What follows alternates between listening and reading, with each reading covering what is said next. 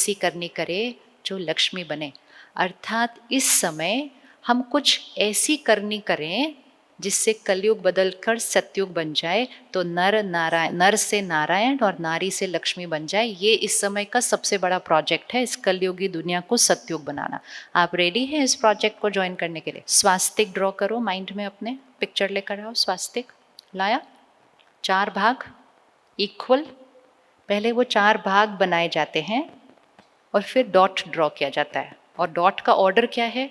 ऐसे ऐसे ऐसे और ऐसे। ऐसे नहीं, कहीं भी ड्रॉ कर सकते हैं। वो डॉट भी ऑर्डर में ड्रॉ करनी है। स्वास्तिक अर्थात स्व का अस्तित्व, आइडेंटिटी। आइडेंटिटी की बात हो रही है ना, हमारी आइडेंटिटी क्या है? तो स्वास्तिक अर्थात स्व का अस्तित्व। तो वो 4 इक्वल भाग हैं। वो चार भाग हमारी आइडेंटिटी का अर्थ देते हैं। जैसे सुबह हुई, दोपहर हुई, शाम हुई, रात हुई, और थोड़ी देर के बाद फिर सुबह हो जाती है। इसी तरह वो 4 भाग हमें ये दिखाते हैं कि इस सृष्टि पर सतयुग था, फिर त्रेता युग आया, फिर द्वापर युग आया, अब कलयुग आया। सुबह, दोपहर, शाम, रात। और जो वो हम 4 डॉट्स ड्रॉ करते हैं, वो हम पहले आत्मा सतयुग में, फिर आत्मा त्रेता युग में, फिर आत्मा द्वापर युग में, फिर आत्मा कलयुग में।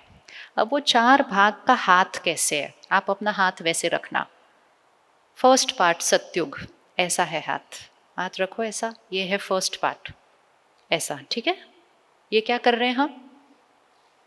ये हम क्या कर रहे हैं? हम दे रहे हैं, है ना? तो सतयुग मतलब देना। सेकेंड पार्ट त्रेता युग, हाथ नीचे हो जाता है, देना हो गया कम। थर्ड पार्ट द्वापर युग, क्या करना शुरू कर दिया? मांगना शुरू कर दिया। और चौथा पार्ट कलयुग, देना बंद, मांगना, मारना। ये है हमारा अस्तित्व। मोस्ट इंपॉर्टेंट है, कलयुग के बाद कौन सा अगला भाग आने वाला है? कलयुग के बाद कौन सा आगे भाग आने वाला है? अब सतयुग आने वाला है, क्योंकि रात्रि के बाद क्या आएगा? सुबह आएगी। अब कलयुग से सतयुग बनाना है सृष्टि को, उसके लिए मुझे एक छोटा सा काम करना है। सिर्फ मुझे खुद को कलयुग से सतयुगी बनाना है। हमने सृष्टि को नहीं बदलना है, हमने एक को बदलना है। और वो एक कौन है? इधर। मुझे अपने संस्कारों को कलयुगी संस्कारों से सतयुगी संस्कार बनाना है। एंड जब एक वो चेंज करता है, एक से दूसरा, दूसरे से तीसरा, तीसरे से चौथा, बहुत जल्दी वो घर कलयुग से सतयुग बन जाता है। एंड फिर बहुत जल्दी उसका रिपल इफेक्ट, ये सृष्टि कलयुग से सतयुग बनेगी। बनाने या नहीं बनाने, या रोज सुबह उठ के कलयुग का समाचार सुनना और बोलना, हाय देखो दुनिया कैसी हो गई, हाय इसने ये कर दिया, उसने वो कर दिया। वो सब वो कर रहे हैं, हम क्या कर रहे हैं? हम क्या कर रहे हैं? हम सब भी कंट्रीब्यूट करते हैं कलयुग को कलयुग बनाने में। हम में से किस किस ने कंट्रीब्यूट किया कलयुग को कलयुग बनाने में? वो आप में से किसी ने नहीं कंट्रीब्यूट किया कलयुग को कलयुग बनाने में। और क्या? कलयुग को कलयुग बनाने में क्या किया हमने? काम, क्रोध, लोभ, मोह, अहंकार, ईर्ष्या, द्वेष, आलस्य, नफरत, रावण के 10 सिर, वो है कलयुग। लेकिन पहले नवरात्रि आती हैं, हम अष्ट शक्तियों की पूजा करते हैं। तो उस समय भी हम सिर्फ अष्ट रूपी, अष्ट भुजाओं वाली देवी की पूजा कर देते हैं। नवरात्रि का अर्थ था वो जो अष्ट शक्तियां हैं जो उस चित्र में दिखाई है, उस अष्ट शक्तियों को, मुझ आत्मा को अपने अंदर लेकर आना है।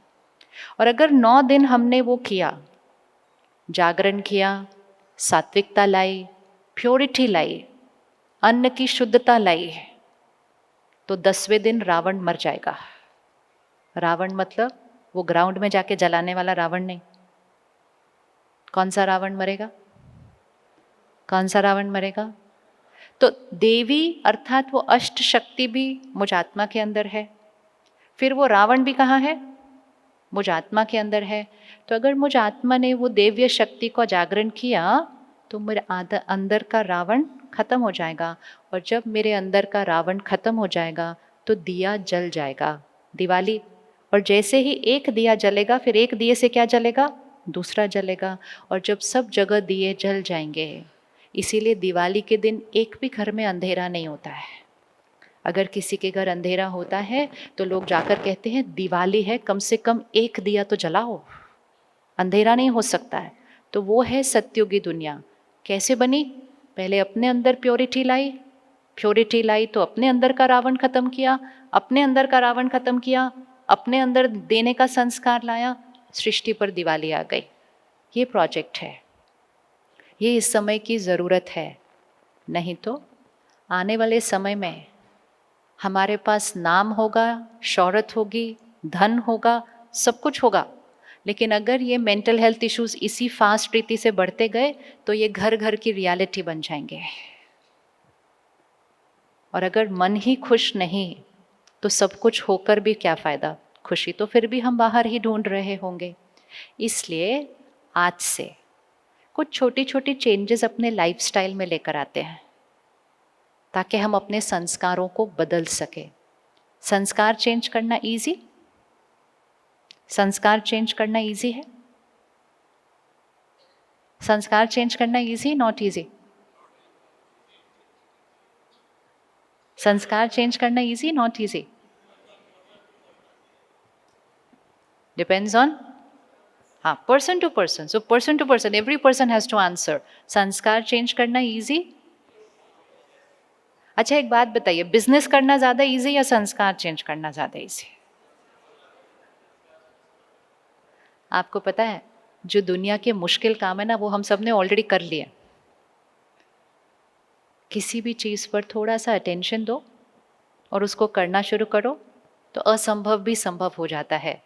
संस्कार चेंज करना तो सबसे इजी काम होता है क्योंकि वो यहाँ है अंदर। जितना कुछ हम बाहर इस सृष्टि पर कर रहे हैं उस पर तो कितने सारे फैक्टर्स डिपेंडेंट होते हैं, लेकिन मेरे संस्कार पर कोई फैक्टर डिपेंडेंट नहीं होता। उसका पूरा कंट्रोल किसके पास है? मेरे पास है। लेकिन उस पर सिर्फ क्या चाहिए? एक, बदलने की इच्छा कि ये संस्कार राइट नहीं है, मुझे ये संस्कार को चेंज करना ही है। दूसरा, करने की दृढ़ता। जैसे हम व्रत करते हैं तो उस दिन आसपास सब लोग टेस्टी टेस्टी खाना भी खाएं तो भी हम नहीं खाते ना, हम कहते नहीं ये मेरा व्रत है। इसी तरह किसी दिन गुस्सा करने का व्रत कीजिए, चाहे सामने वाला शोर मचा रहा हो, चाहे सामने वाला गलत बोल रहा हो, बोलो मेरा गुस्से का व्रत है, चाहे कुछ भी हो जाए मैंने क्रोध नहीं करना है। कर सकते नहीं कर सकते? इजी? किसको लगता है गुस्सा छोड़ना इजी? चलो आज ये वाला तो छोड़े पहले, कि पूरी दुनिया में कहीं भी कोई सिंधी भाई बहन हो लेकिन उनको गुस्सा कुछ नहीं आता, चाहे कुछ भी हो जाए उनके जीवन में, ये पक्का करते हैं। अपने कोई ऐसी चीजें करके दिखानी है ना, लोगों को बताना ना पड़े कि हम सिंधी है, लोग हमें देखकर बोलो आप सिंधी हो, ये करना चाहिए। और वो हमारे चेहरे से, भाषा से, अटायर से नहीं, हमारे संस्कारों से हमें आइडेंटिफाई करे, उसमें है कमाल। दूसरे दिन एक संस्कार का व्रत रखें कि चाहे कुछ भी हो जाए, आज मैंने किसी के कमजोरी, किसी की गलती, किसी की वीकनेस, मैंने किसी के प्रति एक नेगेटिव शब्द उच्चारण नहीं करना है, चाहे कुछ भी हो जाए। सिर्फ एक दूसरे के बारे में नेगेटिव बोलकर, और हम कहते हैं हम नेगेटिव नहीं बोल रहे, वो हैं ही ऐसे इसलिए हम बोल रहे हैं। वो भले कैसे भी हो, हम तो दुआएं देकर बात कर सकते हैं ना। हमें ये थोड़ी बोलना है वो कैसे हैं, हम उनको किस नज़रिए से देख रहे हैं वो चॉइस हमारी होती है। तो क्या हम ये व्रत रख सकते हैं कि जिसके बारे में भी हम बोलेंगे हमारे मुख से दुआ निकलेगी, अच्छी भाषा निकलेगी, कभी भी किसी के लिए कमज़ोर शब्द, ये ऐसा क्यों है, इसने ऐसा क्यों किया, इसे ऐसा नहीं करना चाहिए था, ये तो है ही ऐसा, ये दुआ का ऑपोजिट होता है। ये दुआ का ऑपोजिट होता है। और जब हम किसी के लिए ये शब्द यूज़ करते हैं तो वो नेगेटिव एनर्जी सबसे पहले किसको मिल रही है? वो नेगेटिव एनर्जी सबसे पहले किसको मिल रही है? खुद को। तो दूसरों के बारे में बोलते बोलते किसकी शक्ति को घटा रहे हैं? खुद की। Is it fair to ourself? No it's not. सिर्फ अगर हम इतना सा भी व्रत कर लें कि मैंने हर एक के लिए शुभ बोलना है, मैंने हर एक के लिए शुद्ध बोलना है, मैंने हर एक को दुआ देनी है। अगर वो कुछ गलत भी कर रहे हैं तो हम कहेंगे नहीं, अपनी क्षमता से बेस्ट कर रहे हैं, और दुआ देकर उनकी क्षमता को भी बढ़ाएंगे, उनके संस्कारों को भी बदलेंगे। संस्कार ऐसी चीज़ होती है जो हम खुद में बदलना शुरू करते हैं ना, तो हमारे पास पावर आती है कि हम दूसरों के भी संस्कारों को बदल सकते हैं, सिर्फ अपनी वाइब्रेशन और संकल्पों से। इतनी पावर है उसके अंदर। कर सकते हैं। 2 ही व्रत करते हैं आज के। एक, हम गुस्सा नहीं यूज करेंगे, और दूसरा, हम किसी के लिए नेगेटिव शब्द नहीं बोलेंगे। रेडी? ये कर ले, ये तो इजी है, इसमें तो कुछ मोहलत नहीं है कुछ भी। और दूसरा, कोई और अगर नेगेटिव सुना रहा है तो सुनेंगे भी नहीं, सुनेंगे भी नहीं। हम जब कोई सुनाता है और हम ऐसे करते रहते हैं, अच्छा, हाँ, तो जैसे जैसे हम कान हिलाते रहेंगे उनकी कहानी थोड़ी और लंबी होती जाएगी। ये एक्चुअली एक अटेंशन सीकिंग बिहेवियर होता है। ये एक अटेंशन सीकिंग बिहेवियर होता है। हम कहते हैं अच्छा, हाँ हाँ हाँ, सामने वाला जो 4 कमजोरियां नहीं थी वो भी ऐड कर देगा हमें कहानी सुनाने के लिए। वो उसमें अपनी भाव, अपनी भावनाएं, अपनी इंटरप्रिटेशन, अपना पर्सपेक्टिव, अपना नजरिया सब कुछ ऐड कर देगा, और हम उस कर्म का हिस्सा बन जाएंगे। जब हम फोन पर कोई ऐसा मैसेज आता है जिसमें कुछ नेगेटिव है और वो हम दूसरों को फॉरवर्ड करते हैं, हम उस कर्म का हिस्सा बनते हैं। नेगेटिव मैसेजेस बनाने वाले कल ही बंद हो जाएंगे। अगर उनको फॉरवर्ड करने वाले बंद हो जाएं तो बनाने वाला करेगा क्या उसका? वो करेगा क्या उसका? अगर उसका मैसेज कहीं पहुंचा ही नहीं, अगर उसका वीडियो कहीं सर्क्यूलेट ही नहीं हुआ, वो क्यों बनाएगा? लेकिन हम फॉरवर्ड करते हैं, और फॉरवर्ड करके हम विश्व के अंदर नेगेटिविटी को बढ़ाते हैं, फैलाते हैं, दूसरे के मन को भी भेजकर अशांत करते हैं। ये हमारा कर्म बनता है।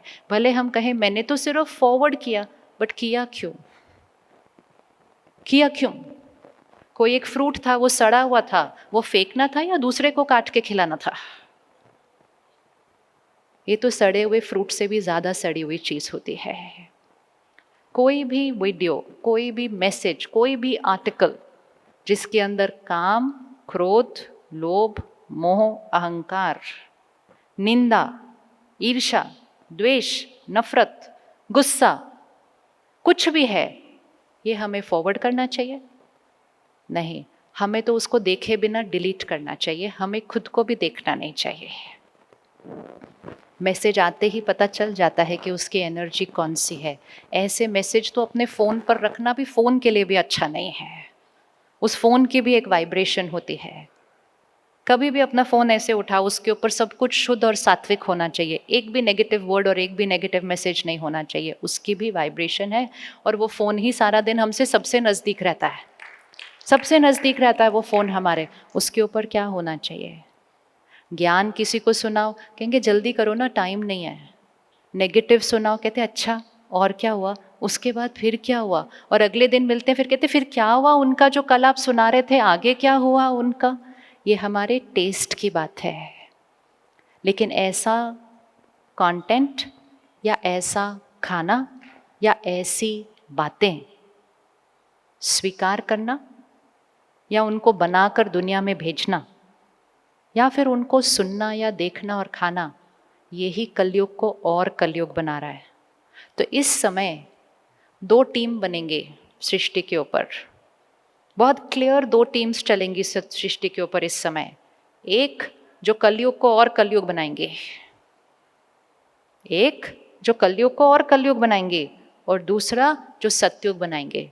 तीसरा कोई ऑप्शन नहीं है इस टाइम। आप न्यूट्रल नहीं रह सकते इस टाइम अब बिल्कुल भी, क्योंकि अगर आप न्यूट्रल भी रहते हैं तो कुछ ना कुछ नेगेटिव का असर आपके ऊपर होता है, और वो नेगेटिव आप क्रिएट करते हैं और आप कलयुग को और कलयुग बनाते हैं। तो इस टाइम 2 ही ऑप्शन है, या तो कलयुग को और कलयुग बनाना या फिर सतयुग बनाना। तो आई एम श्योर आप में से कोई कलयुग को और कलयुग तो बनाना नहीं चाहेगा। तो सतयुग बनाना, यही हमारा प्रोजेक्ट होना चाहिए। इसको करने के लिए सबसे पहले दिन की शुरुआत सुबह सात्विक होनी चाहिए।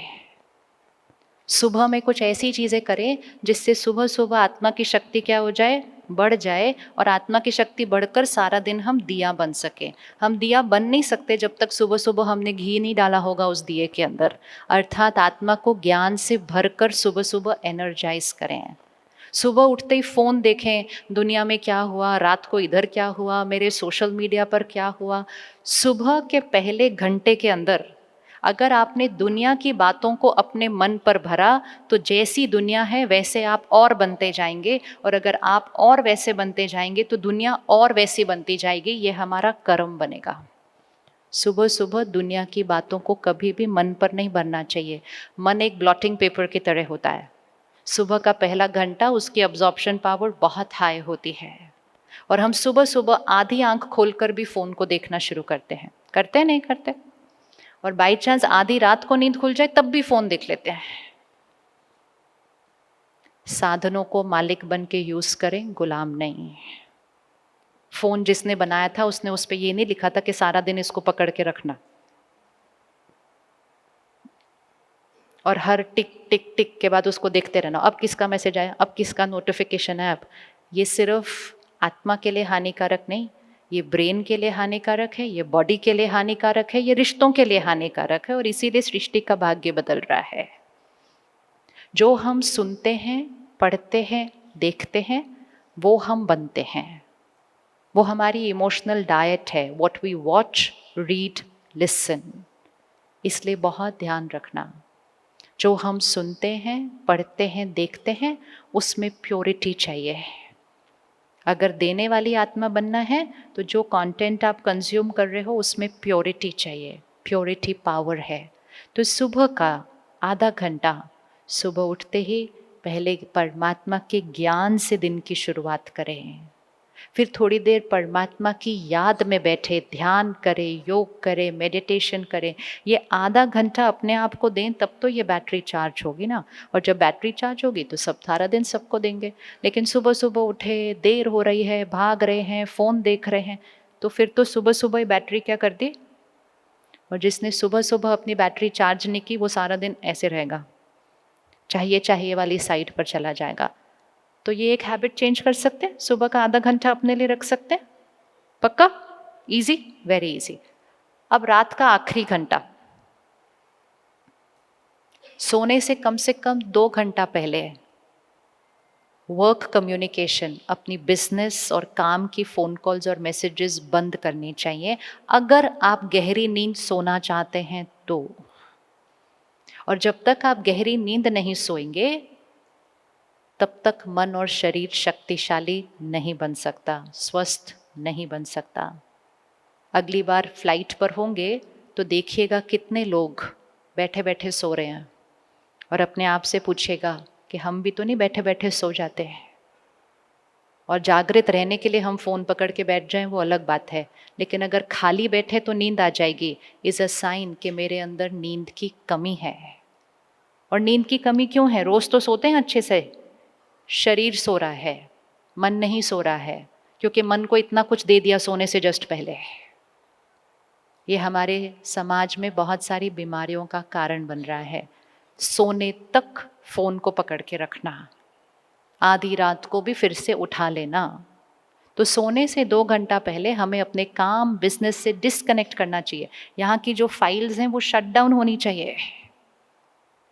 वो शट डाउन होंगी तब हम डीप स्लीप का एक्सपीरियंस करेंगे। और अगर हम सोने से 2 घंटा पहले ये करते हैं, हम रात का भोजन हल्का और जल्दी करते हैं, तो हम अमृत वेले, ब्रह्म मुहूर्त, जो शुभ समय होता है 24 घंटे का, जो मुहूर्त समय होता है 24 घंटे का, उस समय हम सोए हुए नहीं, उठकर भगवान को याद करने बैठे होंगे। आज बहुत सारे लोग मुहूर्त के समय ही सो रहे हैं। आप में से कोई जागता है? ब्रह्म मुहूर्त उठ जाते हैं 3:30 पौने 4 तक? कभी कभी। रोज़ करेंगे उसको, रोज़ करेंगे। और करना बहुत इजी है। उसके लिए हमें सिर्फ एक ही चीज़ करनी है, रात को समय पर सोना है, एंड मोस्ट इम्पोर्टेंट लाइट सोना है। लाइट सोना है, बॉडी भी लाइट, माइंड भी लाइट सोना है। देर से खाना खाना और हैवी खाना खाना। तो हम चाहेंगे भी सुबह जल्दी उठना तो हम उठ नहीं पाएंगे और गहरी नींद भी एक्सपीरियंस नहीं करेंगे। और सोने से पहले के 15 मिनट अपने लिए रखिएगा। 15 मिनट, उस 15 मिनट में कुछ बहुत हाई एनर्जी कंटेंट अपने अंदर डालिए, ज्ञान, पॉजिटिविटी, प्योरिटी। क्योंकि जो लास्ट चीज़ मन पर जाएगी सोने से पहले, वो अगले 6 घंटे आपके माइंड और बॉडी पे काम करेगी और संस्कार बन जाएंगे। इसलिए संस्कार चेंज करना बहुत ईजी है। सिर्फ रात को 15 मिनट कुछ बहुत प्योर सात्विक भर के सोइए, सुबह उठ के पहले आधे घंटे में फिर परमात्मा के ज्ञान से शुरू कीजिए। ये सुबह और रात की खुराक सही होगी, शक्ति तो अपने आप बढ़ जाएगी, संस्कार तो अपने आप चेंज हो जाएंगे। तो जो हम सुनते, पढ़ते, देखते और जो हम खाते पीते, जैसा अन्न वैसा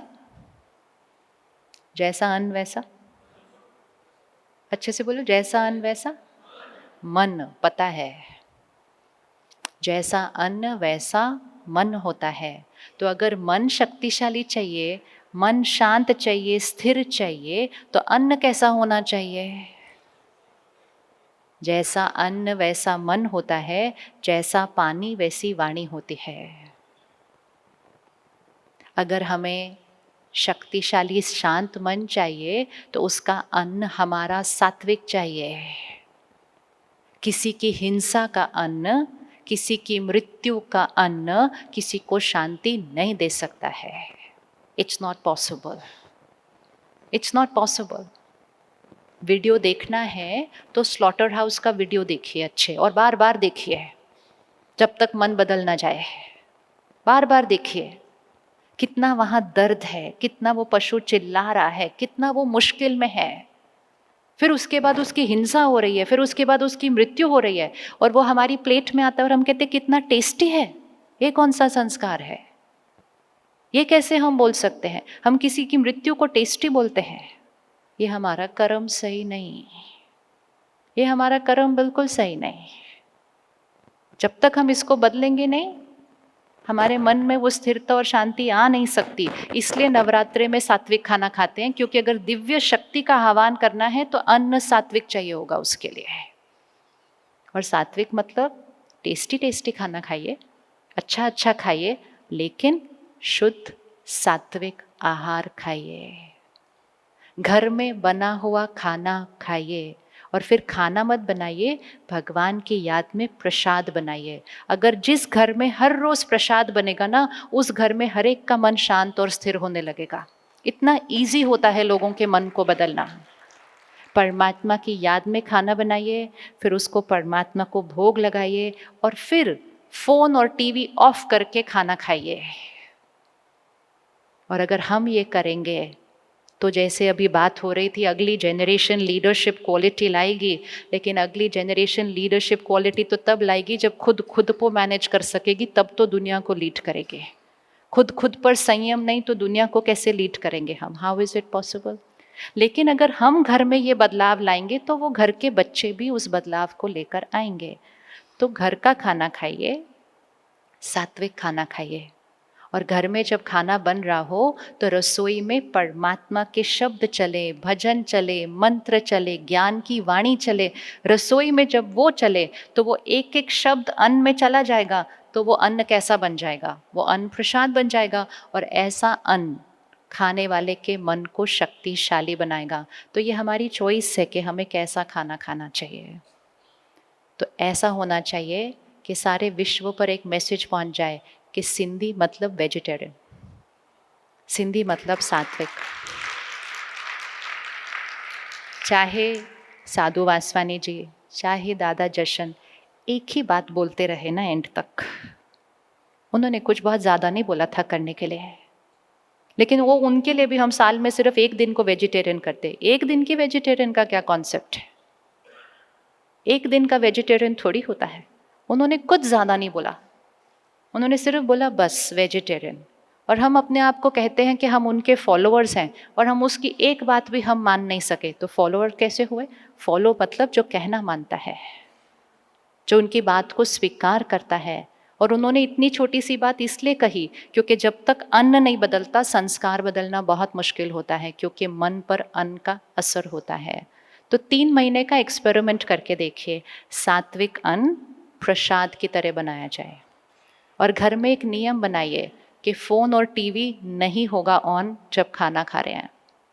रुककर भगवान को याद करके उस प्रसाद में शक्ति भर के फिर खाना खाइए, तभी तो सत्युग लाएंगे ना, तभी तो संस्कार देवताई संस्कार बनेंगे, तभी तो नर ऐसी करनी करे जो नर से नारायण और नारी से लक्ष्मी बन जाए। तो छोटी छोटी चीज़ें हैं रेडी करने के लिए। आप रेडी करने के लिए इतनी सी चीज़ें कितनी ईजी है, कितनी ईजी है। कब से करें? आज के लंच से करें,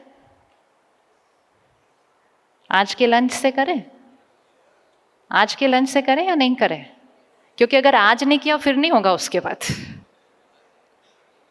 परिवर्तन दान अर्थात जो तुरंत किया जाता है, इसीलिए कहते तुरंत दान महापुण्य। जो सोचा उसको उसी टाइम करना है। अगर उसी टाइम नहीं किया, कल तक तो कहेंगे हाँ देखते हैं, बर्थडे आएगा तो मैं उस दिन चेंज करूँगा, न्यू ईयर आएगा तो मैं उस दिन बदलूँगा। चेंज को कभी भी पोस्टपोन नहीं करना चाहिए और कभी भी ये नहीं सोचना चाहिए मेरे एक के बदलने से थोड़ी सत्युग आता है, बाकी लोग तो ऐसे ही हैं। हर बदलाव, हर परिवर्तन एक से शुरू होता है। It is the power of one. आज ब्रह्मा कुमारी ईश्वरीय विश्वविद्यालय विश्व के 140 देशों में फैली हुई है। हर धर्म, हर प्रांत, हर जाति, हर एक आता है सेंटर पर मेडिटेशन सीखने के लिए। स्पिरिचुअल प्रिंसिपल्स और सात्विक लाइफस्टाइल को अडॉप्ट किया है विश्व के हर धर्म और हर देश की आत्मा ने। लेकिन वो स्टार्ट किसने किया? वो स्टार्ट किसने किया? हैदराबाद संघ का एक सिंधी भाई ना, एक। Power of one, it is power of one. तो दादा लेखराज तो उस समय एक अकेले ही थे ना, और उस समय तो कितना कितना रिवोल्ट, कितना रिटेलिएशन, कितना कुछ हुआ जो ऑपोजिट था। लेकिन सिर्फ एक डटा रहा, और वो जो एक डटा रहा तो आज लाखों लाखों लोगों का जीवन सिर्फ परिवर्तन नहीं किया, करोड़ों करोड़ों लोगों के मन में परिवर्तन होने की इच्छा और परिवर्तन करने की दिशा दी। कैसे? सिर्फ एक डटा रहा उस परिवर्तन पर। तो वो एक भी तो सिंधी था ना, वो एक भी तो सिंधी ही था ना। और उसके साथ जब दादा लेखराज ने ये शुरू किया, क्योंकि उनको परमात्मा से जो डायरेक्शन मिला, जो इशारा मिला, उस पर उन्होंने ये परिवर्तन शुरू किया कि सृष्टि को सत्युग बनना है। तो उस समय जो भाई बहन उनको जुड़े उनके साथ, वो भी हर एक सिंधी ही है, वो भी हर एक सिंधी ही है। क्योंकि वो हो ही हैदराबाद सिंध में रहा था, वो हो ही कराची में रहा था, वो सारे सिंधी हैं। तो इस ईश्वरीय विश्वविद्यालय के आधार स्तंभ, फाउंडेशन, जो हमारी आज दादियाँ हैं, जो 90 इयर्स की है, 95 की है, दादी जान की 104 में शरीर छोड़ा, ये सारे सिंधी। इन्होंने क्या कुछ नहीं सहन किया है उस समय पर। अगर आप एक एक की कहानी सुनोगे आप कहोगे how did they even do it. चाहे उनको घरों में बंद किया गया, चाहे उनको मारा गया, चाहे उनको चेन्स बांधी गई, सब कुछ किया गया उनके साथ, लेकिन उन्होंने ये स्व परिवर्तन से विश्व परिवर्तन की जो प्रतिज्ञा की थी उसको नहीं छोड़ा, और वो आधार बन गए विश्व में इस परिवर्तन की लहर को फैलाने के लिए। एक ने शुरू किया, छोटा सा ग्रुप ने उसको ज्वाइन किया, वो बने जड़े जिस पर आज इस ईश्वरीय विश्वविद्यालय का पूरा वृक्ष खड़ा हुआ है। It's all about the power of one. सबको बदलना नहीं होता इकट्ठे, एक को बदलना होता है शुरू। और ये अच्छा होगा कि आप सब एक बार माउंट आबू आइए। इनफैक्ट आपका जब नेक्स्ट ये प्रोग्राम होगा तो आप इसी प्रोग्राम को माउंट आबू में कर सकते हैं। आकर देखिए तो सही कि वो एक परिवर्तन जो सिंध से शुरू हुआ, आज उसने किस तरह की रूपरेखा ले ली है और जो सारे विश्व में फैल चुका है। तो अगले साल या आपका जब भी अगला कन्वेंशन हो, आप उसको माउंट आबू में करिए। सात्विक खाना मिलेगा वहाँ, तो सिर्फ सात्विक खाना मिलेगा, लेकिन बहुत हाई वाइब्रेशंस का खाना होता है। और उस जगह पर इतने सालों से मेडिटेशन हो रही है, तपस्या है, त्याग है, सेवा है, तो वो वाइब्रेशंस ही परिवर्तन शुरू कर देती हैं। तो ज़रूर आइएगा, इकट्ठे सारे इस तरह से प्रोग्राम करने वहाँ आइएगा। और फिर वो परिवर्तन करना कितना सहज है वो भी हमें फील होगा। इट्स वेरी इजी, मुझे किसी के लिए रुकने की ज़रूरत नहीं है। It has to begin with power of one. और जब वो वन कुछ करता है उसी को लीडरशिप क्वालिटी कहा जाता है। लीडरशिप डजंट मीन सिर्फ कुछ एग्जीक्यूट करना। लीडरशिप मतलब वो परिवर्तन लाना जो अभी कोई और नहीं कर रहा है, लेकिन वो करना और उस पर प्रतिज्ञा से डटे रहना। सो 1 मिनट साइलेंस में बैठते हैं और अपनी प्रतिज्ञा को पक्का करते हैं। इस शरीर को चलाने वाली शक्ति, मैं आत्मा, सतयुगी आत्मा हूँ, देवताई आत्मा हूँ, दिव्य आत्मा हो। मेरा ऑरा वाइट डिवाइन लाइट सबको प्यार, सम्मान, सुख और दुआएं देने वाली है। मैं पवित्र आत्मा हूँ। मैं जो सुनती हूँ, पढ़ती हूँ, देखती हूँ, खाती हूँ, पीती हूँ, वो शुद्ध है, प्रसाद है, सात्विक है। मेरा हर कर्म दूसरों के कल्याण के लिए है। मैं परमात्मा का फरिश्ता, सबको सुख देने वाला, संस्कार परिवर्तन से सतयुगी संसार लाने वाला मैं परमात्मा का फरिश्ता हूँ। मैं सतयुगी आत्मा हूँ, देवताई आत्मा हूँ।